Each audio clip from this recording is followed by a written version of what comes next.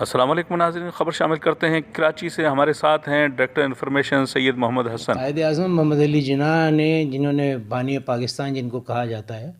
ان کی جدوجہد میں تمام تر جو عمل دخل تھا ان کی تعلیم کا، اسی لیے انہوں نے نوجوانوں کو خاص طور پہ کہا کہ تعلیم حاصل کرو،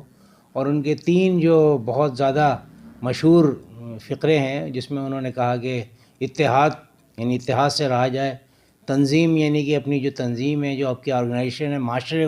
معاشرے کو منظم کرنے کے لیے انہوں نے تنظیم کا لفظ استعمال کیا، اور یقین محکم کہ اللہ تعالیٰ کے اوپر آپ یقین کریں، اور کسی بھی اچھے کام کے لیے آپ اگر آگے بڑھیں گے تو اس میں اللہ تعالیٰ آپ کی مدد کرے گا۔ تو قائد اعظم کے یہ 3 بنیادی نکات جن کو میں چاہتا ہوں ہر بچے تک پہنچے، ہر طالب علم تک پہنچے، تو میں بحیثیت ایک طالب علم یہ 3 نقطے آپ کے سامنے، آپ کے ذریعے سے یہ آگے پہنچانا چاہتا ہوں۔ شکریہ۔